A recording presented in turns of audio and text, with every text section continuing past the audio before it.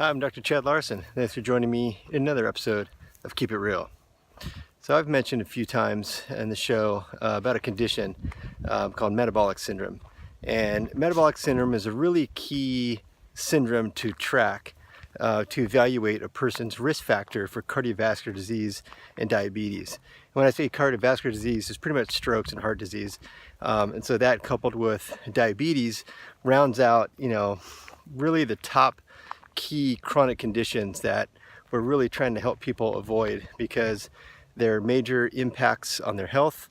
It affects their social family, it affects their other relationships in their life, and absolutely affects the economy, not only the local economy, but global economy. These are very, very expensive health conditions, and researchers are very keen to understand them so we can apply different things to help prevent and find early risk factors for these conditions. So in that regard, there's a very interesting study where they looked at kids. The name of the study, there's a few studies that are like ongoing research studies. They're tracking people over years. A really famous one is called the Framingham study. This one is called PANIC, Pediatric it's Physical Activity and Nutrition in Children, PANIC. And they tracked kids over a couple years, and they started out with kids between 6 and 8, and what they did is they evaluated the metabolic syndrome risk factors. And the risk factors, just to remind you, is waist circumference. So in male adults, that is, in male adults, this one was in kids, but just to let you know, for adults, waist circumference in males over 40 and waist circumference in females over 35. That's the first criteria. The second criteria is elevated blood pressure. Third criteria is elevated blood sugar, fasting blood sugar. Also elevated triglycerides and low HDL, or high density lipoproteins. If a person has 3 out of the 5 of these risk factor categories, then they have metabolic syndrome. And metabolic syndrome being a key risk factor for cardiovascular disease and diabetes, they used similar markers when they evaluated these kids. They did fasting insulin, triglycerides, they took their blood pressure, took their waist circumference, pooled all this data, and they created kind of a cardiovascular risk factor score. And then they evaluated something interesting. They just evaluated their physical activity. And they basically evaluated their physical activity as vigorous physical activity, moderate physical activity. It also evaluated the length of their sedentary time, how often they spend just sedentary without much physical activity at all. And then when they looked at all this information, here's what they found out, is that the kids who had more vigorous physical activity, and I'll mention what they mean by vigorous, it's pretty easy definition. If they had vigorous activity, they had a significant decreased risk factor of all these cardiovascular risk factor markers. Triglycerides were more normal, blood pressure was more normal, waist circumference was better, fasting insulin, glucose, all these risk factors for cardiovascular disease and diabetes was significantly less in kids who had more vigorous activity. And what they mean by vigorous physical activity is basically just kind of like, I'm going up this hill right now. What I'm doing right now is shortness of breath. Shortness of breath with perspiration. Those are basically the two signs of vigorous activity. So the more vigorous activity they got, the more improvement they had in their, let's say, the decreased lower risk factors for these cardiovascular and diabetes risk factor markers. But then they did something kind of cool. They then evaluated these same kids, and it was several hundred kids that they evaluated.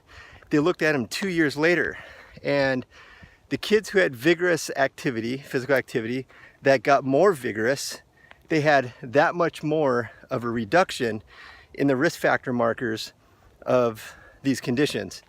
And the kids who had a high amount of sedentary activity, in other words, no activity, being more sedentary.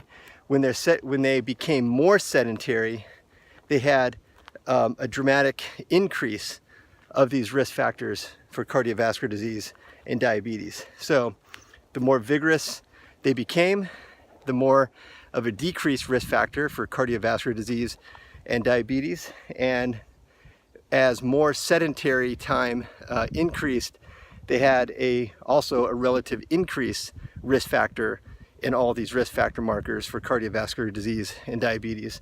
So the study was published out of the University of Eastern Finland in collaboration with the University of Cambridge and the University of Copenhagen, and it was published in a European journal called Medical Science and Nutrition in Sports. And so it's very interesting information. And we go, okay, well, this is in kids. Like, kids respond to exercise, pretty easily. And that was the only thing that they evaluate, is just exercise. They didn't look at nutrition and diet, at least not in this particular set of data. But just exercise alone created a significant change in their risk factor for these very important conditions. And the reason why they wanted to look at kids is because now we're understanding that cardiovascular disease, which is strokes and heart disease, and diabetes start very, very young. The certain habits and lifestyles can be set in place in elementary school, and this can have major implications later on in school and even into adulthood.